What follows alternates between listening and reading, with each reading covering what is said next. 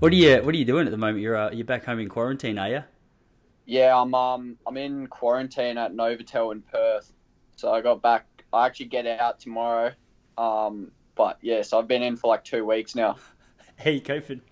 It's pretty boring at times. I got a bike in here, so I like ride in the morning and waste it. I try and like sleep in as much as I can, so I'm not like up doing nothing the whole day. Oh, But bro, when that's I was so brutal. waking up at four a.m., so that was the worst. The first week when I was jet lagged.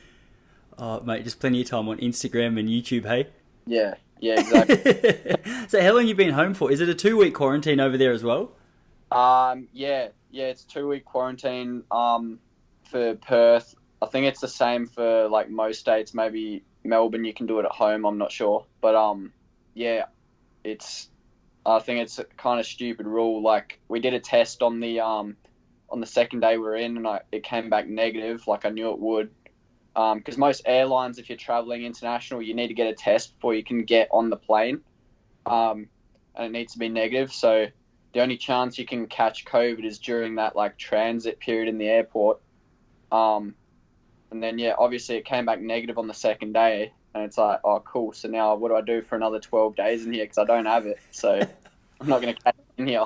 Oh man, that's so funny. I can't imagine what the deal would be in Melbourne. Bro, I don't know. I don't know if we're as light as what you think we might be, but it's so funny, man. Like we just our lockdowns or our what do you say restrictions got a little bit released Yeah, yesterday or a little bit loosened. And mate, the vibe over here, people are so happy just to be able to get out of their house without being arrested. So it's a nice feeling. yeah. But dude, I definitely sympathise. 2 weeks is pretty intense. Are you allowed out at all? Like, can you go out for a run or? No, not at all. And so my window, like here, you can see in the background, you don't get any natural light coming through here because there's a big building next to it. So I'm looking out onto an alleyway that no people go down there, and none of the windows open. The aircon, they've like changed the aircon, so you can only set it to 20 degrees. That's the lowest it goes, and the fan goes to like one bar. So when you're trying to ride and train in here as well, it's like impossible. It gets so hot. Jeez, man. Are they looking after you with room service? Are you getting a few good little meals? Um, yeah, the meal's like pretty basic. They send it to your door, and then they knock when it's there, and then they like sometimes I try and like get out and see who dropped it off, but they like literally drop it and run because they think you got the plague.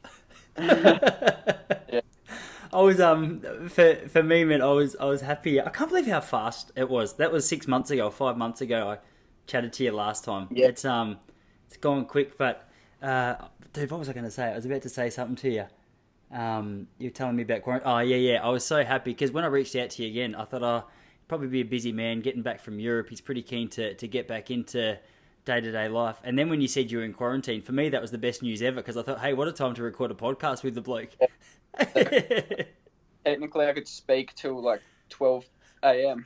Got Bro, nothing we'll on. set the record for the longest podcast if you can. Yeah. Oh, dude, that's brutal. Before, as you just answered your phone, I was about to compliment you on your tan as well. So what's going on there? Is that just a little bit of the lighting in the room? Nah, it's definitely the lighting. It's, Yeah, I think I lost my tan from Europe already, running around with a shirt on in Bushy Park.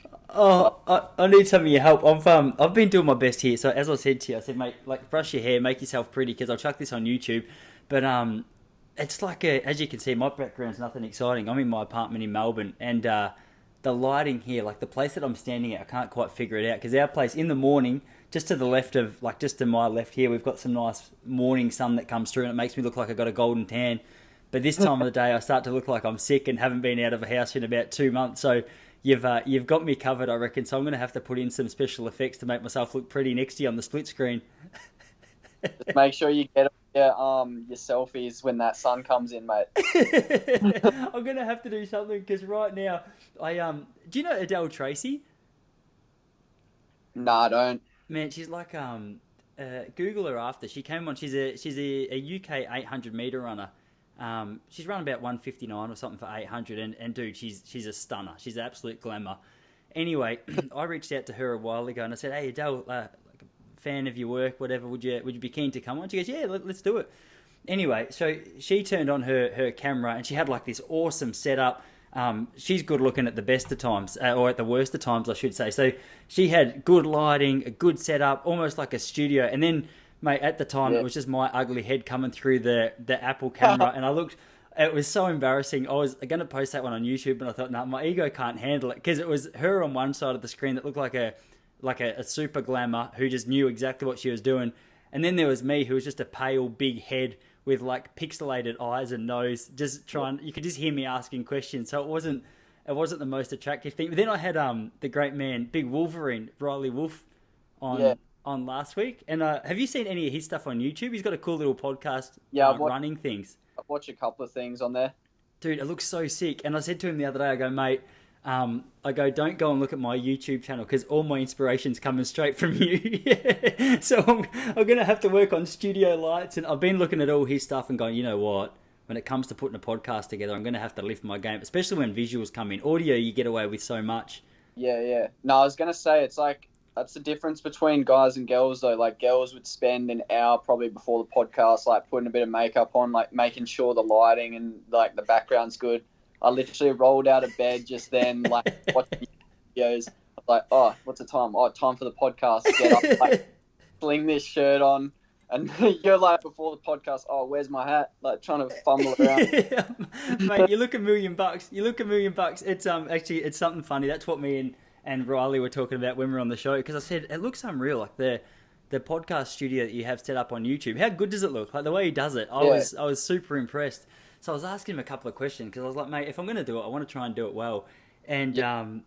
And he was like, dude, it's the funniest thing. He's like, my wife's upstairs. I'm in this tiny little room, and I've got like a sick backdrop that I just put together, which is too big for the room. And then I just try and get the lighting. I say to my wife, like, because apparently when they turn taps on in his little studio downstairs or wherever he was, like the taps make a noise or the pipes make a noise. So, and it interferes with the quality of the room. So it's like, I'm dealing with this bullcrap little room, but by the time he gets it all uploaded and edited, it looks like a work of art. So I might just have to pay him and ask him to do all my edits for me.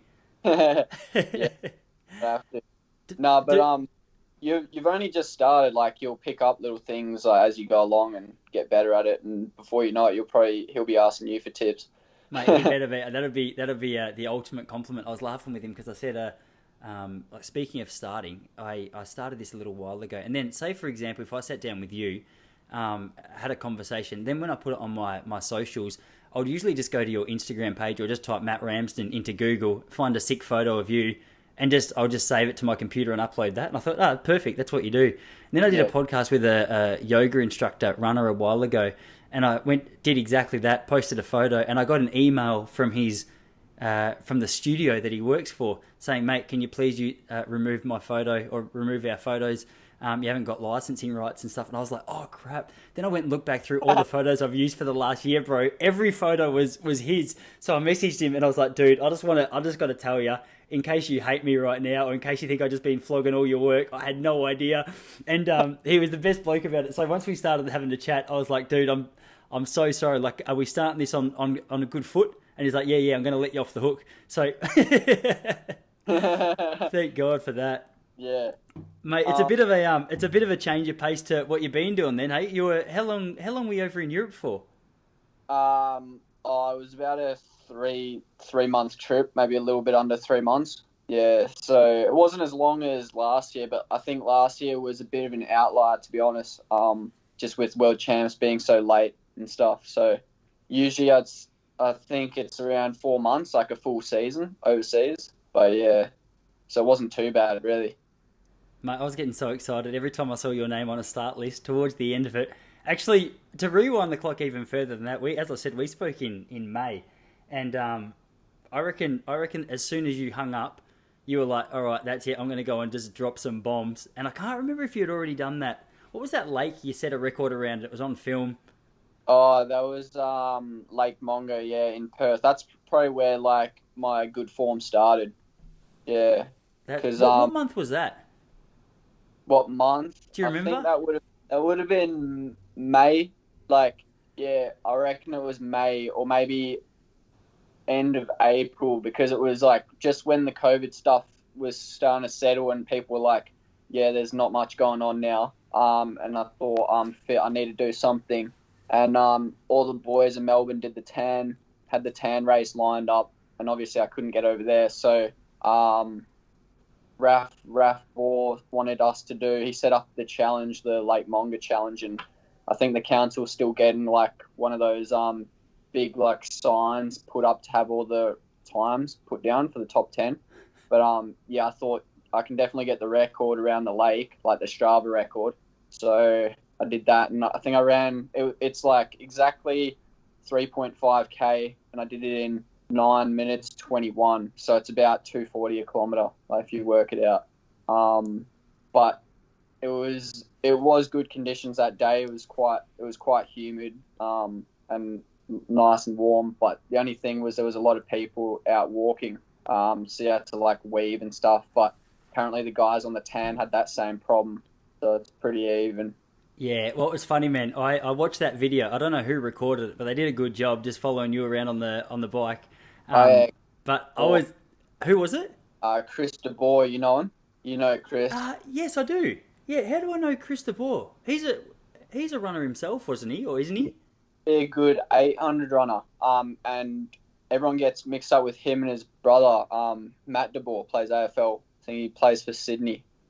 You know what? I actually think I recognised. I'm sure I've seen. I'm sure I've seen him running around in 800s over the years because I definitely know the name. But when you said his brother plays for Sydney, I reckon that rings even more of a bell. Yeah, that's where when I drop his name, people were like, "Oh, is that the guy that plays for Sydney?" So, brother. But yeah, he's a good guy. He always will just rock up with a camera when he knows I've got like a big session, or if I'm doing like a little time trial or something, he'll just rock up with a camera and start filming.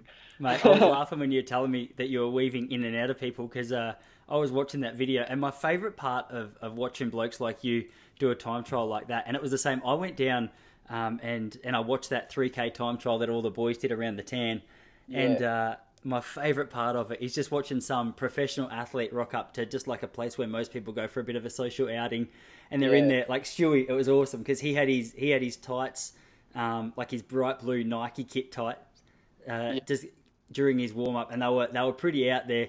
And just to look at people as he's warming up, just go, hang on a sec, what's going on there? Like this looks a bit serious. Then obviously yeah, big Jackie Rayner, and then there was Brett and Geordie and mate, like the who's who of Melbourne running was down at the tan that day. But my favourite part, and what I noticed about the video that you were recording as well, and this is probably just more to do with my ego than anything else, is when you go past people at the pace that you're running at. I love it when the camera sort of just pans back a little bit and you can see the people just walking with a friend and you can just tell they're kind of going, holy shit, what's this guy doing? And I reckon you got a couple of those nice little looks during your time trial that day. Did you pause them at all? Did you see what I was talking about? Or you're probably more humble than me, you wouldn't even pay attention to that, too busy yeah. looking at your nice stride. Nah, I watched the video back a couple of times just to make, because there was a few comments on there like about social distancing and all that like stuff. So I was like, oh, I want to check and see if I actually got too close to some people. And some people I did like just about brush shoulders with them. But yeah, I always think like, do those people wouldn't think that I'm doing like a lap of the lake. They'd think I'm doing a 200-meter rep like up and back or something. Because to them they'd be like, no chance, like this guy's gonna run that pace for the whole lap. Like if I was walking that pace and I saw someone doing it as well, I'd be like, no, he's doing a session. Yeah, You're taking the so piss. Yeah, you just assume they're taking the piss. Whereas me, I sprint past someone and hope they think I'm doing a whole lap, but really I'm doing 150 just at the right. I went for a couple of good-looking girls to go past, take my shirt off, and do a 150-meter sprint, and then just and then just don't go back the other way, so they yeah, assume that I'm cutting a whole lap. No, that was yeah, good. It was the same, man. And speaking about weaving in and out, I don't know if you heard from the guys over here, but during the tan time trial that day, there was like a couple of arborists doing tree work. Just there was about 500 yeah, meters from the start, and mate, I was laughing because they had a couple of big logs laying around, and they had a crane that was all set up. And I was thinking, if these boys get 400 meters in and they've just lobbed a big branch, and the boys ask them to wait, it's going to be the most hilarious scene for me watching, but for the boys to actually participate in the most frustrating thing. yeah. No, exactly. They might have just had to restart the whole race if it's actually going to cause that much of a problem. Yeah, exactly right. My favourite one was your 2K time trial that you did, and this is funny. Like whenever someone says to me, because the podcast we did together was one of the most popular ones that I've put up. And every time someone sees the name Matt Ramsden or I start talking about you, they always go, "Mate, did you see the 2K time trial that he did?" Actually, me and Yeah. Big Wolverine, we were talking about it last week, and he was laughing. I was going to ask you about this because he was saying, what were we talking about? I can't remember exactly what came up, but it was essentially we were just talking about the different attitudes that different runners seem to have. Like some runners are pretty much they'll just rock up, they'll do the work, they'll run fast, and then they'll go home. Whereas he was saying that a bloke like you seem to operate better when you're told you can't do something. Like you got a little bit of it, for lack of a better word, a little bit of prick about you in the most complimentary way, which says, "All right, tell me I can't." And it's like a real fuel for the fire just to get it done. And Yeah. I had to hear this from the horse's mouth. He was saying that before that time trial, Bitters messaged you saying, "Mate, you won't break 4:56 or something." Nah, I don't reckon. No. I don't Nah, know if I this was true. I had to ask. I might be mucking up his story, and Nah. I heard that you messaged him back, going, "Mate, you said I wouldn't break 5, or you said I wouldn't break 4:56 or something." Nah, I reckon that was someone else who said that. It definitely wouldn't have been Nick. Nick told me to set the pace at 5 minutes. That was actually what it was. He said, "Oh, just get them to run 60-second laps." Because I didn't think he knew that my motivation was so high. So he was just like, "Yeah, just go out and like have a nice like breakthrough." And I was thinking, nah, I can probably go a bit quicker. So I just told the boys, run 59s, and if I'm feeling good, I'll pick it up at the end. But they ended up running 60s anyway, and then I just ran like a 57 last lap and a 58 second last lap. So, but yeah, Nick definitely wouldn't have been like, nah, you can't run that. But when I told him the result, he did give me probably the best text messages I've had. Like after, What'd you say? I think he just said outstanding with a full stop. That's awesome. What was funny, because when he was saying that, I thought, oh, obviously Bitters knows you better, and I thought he might have been using it as a bit of an inspiration for you, just to go, oh, okay, like he'd sort of just lit that fuse and wanted you to explode. But I thought, okay, he's obviously, he knows his athletes pretty well. He's nailed that. But what were you kind of hoping? So you had in the back of your mind that 5 minutes was probably a bit slower than what you were capable of running. I wasn't thinking too much about the time. I wanted to run at least like 4:55. But it's a bit disheartening when like you see Jakub run. Obviously, it was an actual race. But he ran like 4:50 a few days before. So all I was thinking was like, I'll just try and get as close to like 4:50 as possible. Obviously, like running 4:50 in Perth isn't going to be like that easy. So 4:55 was all I could manage that day. Yeah, that was huge. And it's a weird feeling. Like, I don't know if you found this. Is it more of a challenge for you? Because the idea of just chewing up and spitting out pacemakers, it's like people say, oh, it's really good. But I always felt when I was running that it was a weird headspace when you knew you were sort of chewing them up. It wasn't a true race. You were just trying to outlast a couple of these other boys. You're exactly right. I reckon chuck you in a race situation with Big Stewie, Big Grego or whatever, and have people that you actually know you're racing against, that you're trying to beat for real, as a little bit of extra enthusiasm. Because all of a sudden, like a 57 lap by yourself is awesome, but you got a bloke like Stewie there, and you guys are fighting against each other, and you got to fight out a 55. Yeah. Sorry, mate, my clothesline just fell down on my window. I thought I'd just been shot. Did you hear that come through? Yeah, I can see it's out the back. I can see like yeah, the plant's gone mental, mate. Yeah, but there's like two things to time trials that people don't like realize. The first is in a time trial you have lane one perfectly on the rail like the whole way, so you save so much time doing that. Whereas in a race you're weaving in and out. But then in a time trial you have to be so like mentally strong because there's no one to push you. You're just fighting like with yourself. So you could almost say it evens out. What you run in a time trial is probably like around where you'd run in a race, maybe a little bit slower. But obviously if you get into a perfect race, like let's say you get to Monaco and you get lane one the whole way and you have like essentially other people pacing you until the last 200 where you try and kick out, then that's when you're going to run way quicker. But like, I don't know, a race like this season, maybe like that a Strava race where Stewie had to run in lane 2 for like the first lap. I was like out in lane 3 for some laps, and you only I ran 3:35.2, and I think Stewie ran 3:34 like 2 or something as well. Obviously we knew we were way quicker than that, but that's just like what the race gives you. Like that's what happens when there's so many people in a race.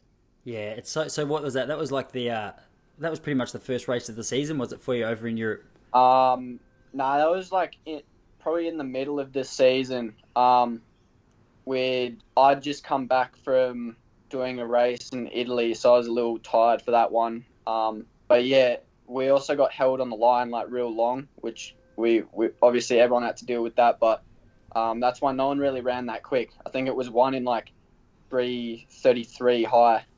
Jakob won.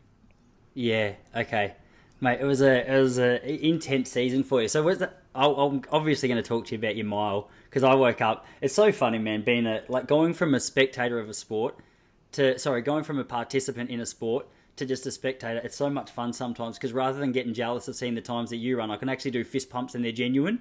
And I saw, mate, your Instagram post after. I can't remember the 3 things, but your 3 favourite things about Italy was, like, what were they? Something, and it finished with the 3:51 mile. Yeah, lasagna. I think I captioned it like 3 things I love about Italy. Lasagna. The locals are chillers, and I ran. That was a sick race, man. Did that like this is such a dumb question because like as an athlete who's your competitors or whatever are going to listen to it, but was that a time that like did you have in your mind that you were going to bust out a 3:51 mile? Like I would say if people had said, oh, what time do you reckon Big Rambo will run, I would have guessed like a good 350, under 3:55. But when I saw 3:51, it was the same feeling I had the day after I got up and saw Stewie had run 7:28.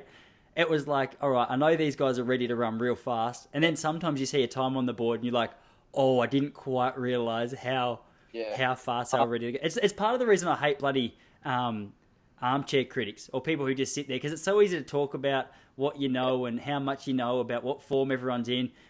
Until the actual results are on the board, people have no idea what other athletes are capable of. But that one's one that I was pleasantly surprised by. How did you feel after that? Yeah, I was like before the session that we did like a few days before we left, I said to Grego, like, if I don't run at least 3:51, I'll be pissed. And he said if he doesn't run at least 3:52, he'll be pissed. So we both like knew we were going to run it. Honestly, like I would have liked to have run at least like 3:50, but 3:51, like I think that's 3rd all time on the Australian list. So I wasn't that like pissy about it. I was pretty happy with how it went, obviously. But yeah, I think like even Grego would admit there was definitely some things that we could have done better, like around the race. But yeah, it's all in hindsight. Like you can't be too greedy. It was still a good result for both of us. Yeah, who's got you then? So Mottram's run a 3:48.9. Yeah, I think it's Simon Doyle. Yeah, there's always a couple of cheeky blokes from the 90s with Chuck. Because is it Hilliard before Grego, before Stewie now had the 1500 record? When was he? He was from like the 70s or 80s, wasn't he?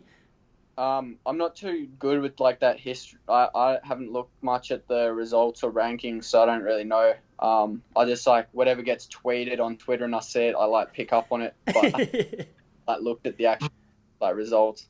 Yeah. What were a couple of things that you and Grego thought you could have done better in the mile? Okay, wait, I'm just quietly. I'm so happy to hear that you knew you were in the form to run 3:51 as well. And this is the beauty of being able to sit down and chat with you, just to hear the insight. Because from the outside, you'll see a couple of race results here and there, but you don't really like to see a 3:34 from you and a 3:33 from Stewie on the result to the board at Strava. It's like, okay, they're in decent form if you're just looking at the finish time and how close it was. A lot of the time, you're right, it leaves out the fact you were running in lane 2. It leaves out might have been a tactical race. So to be able to pick your brains on, the things that actually went down that led to that time is really interesting. So, yeah, like a couple of the areas that you would have liked to improve in hindsight, what were they? Well, I got to explain like the meet. The meet wasn't like a proper invitation. It was set up just for Yemen Kripa, the Italian Ethiopian dude, to run their record. So there was no internationals except for me and Ryan. So basically we something happened with our flights and we rocked up really late and we had McDonald's for dinner the night before. I got a Big Mac.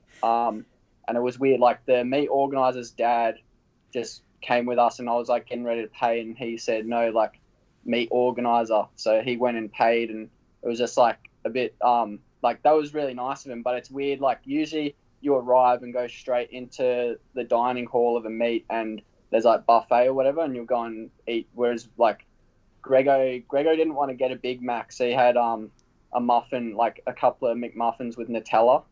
And that's what we had before the race, like the night before.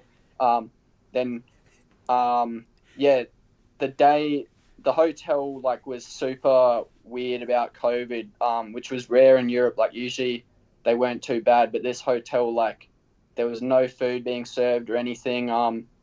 Like only two people in a lift at a time and that. So they took us to a restaurant with the other Italian like runners at this meat hotel. And I think there was only about like 5 elites staying at the hotel because it was like obviously a low budget meet. So they took us to this restaurant and it was like boiling. This is the day of the race. It was like so hot, like smoking hot, and there no aircon or anything. And me and Ryan were just like, nah, I can't even eat. It's too hot in here. So we had like our entree and then left and just like went to the supermarket. And I think we just had bread rolls or whatever from then until the race. And so obviously we rock up and it's like imagine the meet being like a Vic Milers club. Like there's all these kind of like lower grade races going on when we rock up, and they were insisting on us rocking up 3 hours before our race. And there was nowhere to sit, and obviously it's like boiling hot there. So they put us in this little like old rundown squash court where we just laid on these like old mats for the race and just watched YouTube on our phones. And the pacer was just like chilling in there with us. And then we hadn't been told anything about the pacing really, other than like Cripper wanted to run the record. And then probably about 30 minutes before we went to warm up, Cripper and his coach rocked up and said, "Oh, what do you guys want to do?" And I said, "Well, Cripper should go right behind the pacer, and I'll go second, and Gregor goes third." Because I didn't want to, when the pacer dropped out, I didn't want to be the guy at the front either. So yeah. I wanted to be sitting behind Cripper, and everyone agreed that was fine, and that's exactly how the race went. It was just like pacer went to I think 1200 or whatever. And then Cripper took over for like 150. I came around him and then no one got the lead back off me, and that was the race. Like it was pretty much like a time trial. It was weird. Dude, it's funny that you said it was just like a milers club. That's exactly what it looked like. I love the footage that I saw on YouTube was just from someone's phone, and they were following it around just like this. And I got excited at the home straight each lap because you could actually see what was going on. Yeah, but what I mean by like we probably like Gregson especially thought that we could have done better. It was probably because there was no atmosphere there at all. It didn't feel like we're racing, so it was like so hard to pump yourself up.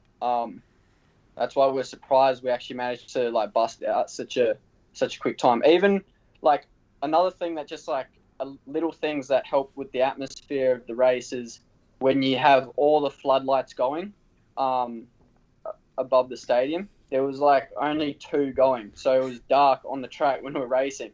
Like you could kind of struggle to see the lines at times on the back of the like track. So yeah, just little things like that was weird, but that'll be a race I'll never forget. Like I actually really enjoyed going to Milan, racing there.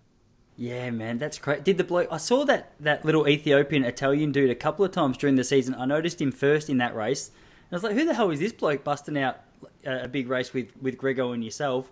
And then I reckon, did he run in that 3000 that you and Big Stewie ran as well? There was another race I saw him at.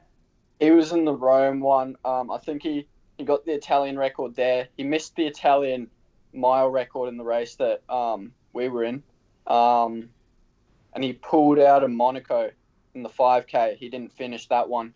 Um, I think he had a kind of up-down season, but it came together at the end of the season for him in that 3K. He ran a bit better, but he was a bit slow at the start. Yeah, okay. Man, it's so funny. I love that story about you guys having some Maccas the night before your race. So what, Grego went for the Nutella on the muffins, did you say? Yeah, Is that a health choice, or is he a bit worried about the digestion going into the race? nah, he's definitely more like pedantic about what he eats before the race, whereas for me it's more a matter of like, got to get the calories in. Um, so I wasn't so worried about like if it was a bit fatty or if there was some like weird stuff that I wasn't eating, like I wasn't used to eating. So I just went the Big Mac because I know what Big Macs are, so it wasn't too different. Yeah, that makes sense. It's like Usain Bolt. I reckon it was 2008 at the Beijing Yeah, Olympics. Everyone was talking about him eating his chicken nuggets. And he's like, yeah, no, the reason was, he's like, I know what was in it. He's like, it was one thing I didn't have to go and question him about what the ingredients were. He just sort of, he had yeah. that confidence. Are you fussy at all with your diet, generally? Nah, I tied it up when I go to Europe though. Like I try not to eat like as much fast food and stuff. When I'm home, I try like real hard to just get max calories in because I went and saw a dietitian at Wace and they did like all these tests on me and one of them was like you rock up at 6 a.m. you don't have breakfast, you fast like from the night before, and they basically test like the test is they see how much energy your body like burns while you're resting, and basically they said that like my body burns so much energy without like doing any activity that I was under fueling myself like the last few seasons. So they gave me like a plan, and basically they were like, you need to stop worrying so much about eating so healthy. Like obviously you got to get your vegetables in and fruit, and you got to drink a lot of water. They said you need to get like max carbs in and get the calories in. So from then I've started eating like way more for breakfast, and especially after sessions when you don't feel that hungry, like I'll have one or two protein shakes and just try and like smash food down. So now when I go to meets, I'm not so worried about like exactly what I'm eating. As long as I know what it is and I'm getting like the calories in, I know I'll be fine. Yeah, man, there'd be so many people that hate you right now hearing those stories, isn't it? I've got a mate up in Sydney, and he's the opposite. I see the way you explained yourself is pretty similar to me in terms of like you can eat a fair bit before you're anywhere near starting to worry about putting on weight. My biggest Yeah, challenge after I finished running was trying to put on weight because I was just skin and bones, and yeah, I'd talked too early and promised my wife that like 5 years after she wouldn't 5 years after I finished running she won't see my ribs anymore. It'll just be abs and back muscles, and it was a big claim, mate, because those ribs were poking out very well. And I got a mate up in Sydney, and he's a complete opposite. He'll have a slice of bread and somehow put on 7 kilos. yeah. And he's the like he runs so much, and he's a pretty fit guy. But he's like, mate, if I have an off day or an off couple of days, he goes, I promise you, I just blow out. Yeah. The thing is though, like I'm not the type of guy that'll eat unless I'm real hungry. So in like the first week that I was here, I wasn't riding the bike that much. I was like, I think I took 5 days off, no doing nothing, and then I started riding the bike. Those 5 days I was barely eating because I wasn't hungry and my body didn't need the fuel. So I think I would have like breakfast, skip lunch, and then I'd have half my dinner in here. And the portions were only about half the size of what I would eat when I'm like actually training. So I think that's also why I don't really gain weight, because I'm not like a real hungry guy when I'm not training. So obviously when I retire and stuff, I probably won't be like the guy that goes out and has McDonald's for lunch and stuff. I might be able to get by on a salad or whatever. Yeah, it's interesting. Always find it interesting just to know the different dynamics of how people operate. Because I remember, I don't know if I told you about this last time we caught up, but I sat down with Stewie, and it was like great conversation, but it's a terrible location. For anyone who's interested, it was like early on in the piece of this podcast. But we went down, and I went to his house and was like, all right, sweet, we're going to do a podcast. And he's like, mate, my sister's inside. Do you mind if we just go down to a local cafe? I was like, oh, of course not. Let's do it. Anyway, so we went down the street and we're looking for a local cafe, and there was nothing there. And the only place that was open was like a Subway restaurant. And I was Yeah, like, oh, like I want to do this chat, but it's going to be such bad audio. But I thought stuff it. So we went in there and like we all sat down for I got a drink and sat down, recorded the studio, recorded the episode or whatever. Then at the end, Big Stewie was like, "Oh, I might just grab a Subway."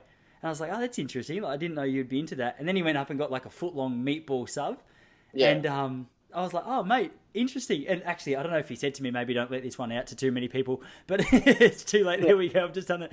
But yeah, but I was interested because I know a lot of athletes are a bit more like Grego when it comes to just being super anal about what they eat and what they take in because they're obviously trying to take care of their fitness or whatever else. But there's a fair argument for the other side that like unless you're you seem like a pretty low stress kind of bloke, and I often wonder how much of a factor stress is when it comes to diet. Like sure, a dietitian will tell us the right foods to eat and things like that. But if we're stressing ourselves out to try and make sure we're absolutely nailing our diet, no matter where we are in the world, no matter what the circumstances are, like I feel like that's a real energy zapper as well. So I'm sure there's a case for people like yourself who, you know what, like even though it's not the dietitian's recommendation to get a Big Mac in the night before your race, will say, hey, if it's calories you're after and yeah. you save yourself a whole heap of stress, maybe you got a case for it. Yeah, I definitely think like you can't let stuff like that, especially get in the way of when you've got a big race. So things can't always go to plan. I can't have like a bowl of pasta for dinner. So even because nothing was open, I couldn't even get a sandwich. So the next best thing was McDonald's. But it didn't stress Greg out. It didn't stress me out. And I think that's the main thing. Like if you don't let those little things stress you out, you'll still run well. But back to the diet thing, like, yeah, definitely some people are different. Like I know girls struggle a lot more than guys with their diets, and they need to be a bit more particular just because their bodies are different. But I still think like sometimes people get too like stuck on a certain weight that they need to be, or like I've never heard Stewie be like, yeah, I think I'm looking a bit chubby, or like he never says, oh, I need to get to this race weight to run 3:30 in Doha. Like that's not a thing, and it's not a thing to me either. But I think if you look at it the other way, I see more people like stuff up when they're being like, I need to get to this race weight, or I want to like fix my diet up before the comp. Yeah, maybe I am just a little bit too chilled, but the way I see it is you just got to relax about that stuff. Obviously do the right thing, but just relax a little bit. It's such a good point, man. Like I reckon by nature, so many, and you would know this better than anyone, having spent years running around with them. But us distance runners, we've got a reputation for being pretty OCD when it comes to nailing our Ks and when it comes to nailing our gym, when our stretches and stuff like that. And it is easy to fall for the idea that like you've just got to absolutely nail 100% of the things 100% of the times. And I don't know. It's weird how it sort of filters through to things like weight, because the idea of sort of saying to yourself that you need to be at a race weight it's an unnecessary stress, isn't it? Because if you're 500 grams out of that ideal race weight, your head just goes straight to, oh, okay, obviously I'm not going to run anywhere near my best today. Yeah, well, that's the thing. You can't let, especially when you're talking about like 0.5% of your top performance, you can't let anything mental get in the way, because like 1%, if you're 1% off your game at a diamond league, you're finishing last probably. So yeah, that's such an interesting point. Yeah. Dude, everything. Sorry, man, go on. Yeah, I was just gonna say everything needs to be like perfect for you, and you can't let outside like factors get in the way. Yeah. Do you find it like is there any correlation with people running at your level and how fussy they are? Like, would you say that there's even more fussiness around diet and stuff once you get to your level, or are people a little bit more chilled from what you can tell? Nah, definitely it's the other way to what you think. It's like I feel like people in the circuit are more chill about things, but you have to be so resilient if you're trying to be a professional athlete, because so often your flight's going to get cancelled, or you're going to have to take a train instead of a flight, or like something like that's going to pop up, and some days you'll rock up to a meet at like 3 a.m. on the day of the meet or something like that, and you just got to, like, the meet organisers don't really care. They just want like a good result. So you got to like make do with the circumstances. And Yeah. I think like a lot of the guys, especially guys not from Europe who have to travel like over and they do the long haul flights to get over, they probably have to be the most chill about it.